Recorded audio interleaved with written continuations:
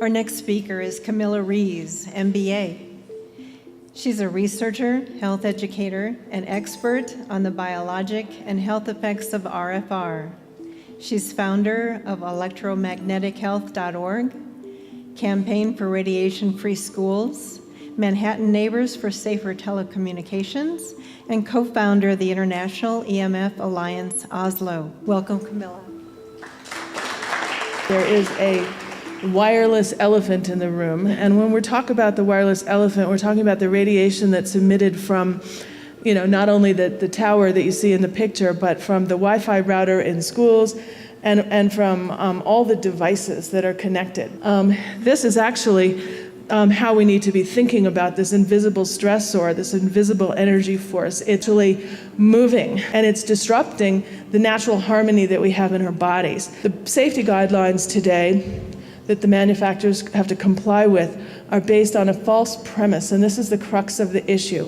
The false premise is that harm can only occur if this radiation is hot enough to heat the tissue, like the baked potato in the microwave oven. However, there are thousands of studies showing biological effects at non-heating levels of exposure. Here's an analysis done by a physician who saw psychological changes at 50 times less than the current exposure guidelines, DNA damage 600 times less, cardiac effects at 10,000 times less, enhanced cell proliferation 76,000 times less. Point is that the guidelines are completely inadequate and need to be changed. We've done several programs on the electromagnetic effects on children.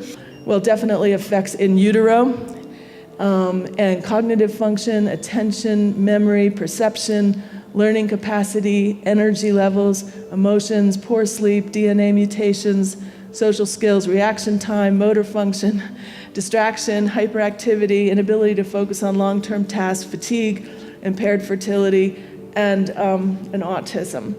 And so, if this was a food that you were giving to your child, we're just completely ignoring this wireless elephant in the room.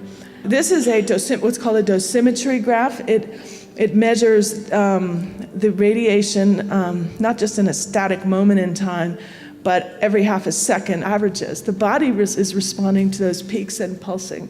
Actual exposures in school with Wi-Fi are well above the recommended levels. Wi-Fi routers in school, you need to know, are industrial strength routers designed to penetrate through cement to handle hundreds of users. And Wi-Fi routers in schools also keep getting stronger, and the technology changes. People say, well, what do we do? We all have Wi-Fi at schools. We got to have Wi-Fi, but it's actually not the case.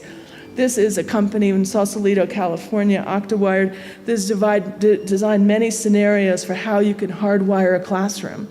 Now, in terms of cell phones and brain tumors, the bad news is that children and small adults absorb far more radiation. This was one study that showed risk of brain tumors from cell phones to children, 680% increased risks of brain cancer from cell phones on the side of the head where the cell phone use began as a teenager or younger, and children have nearly 4 times the risk compared to adults.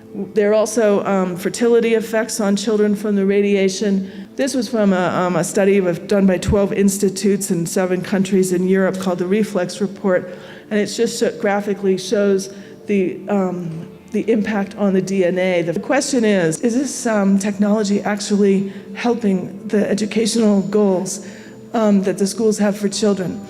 This study was done by MIT researchers at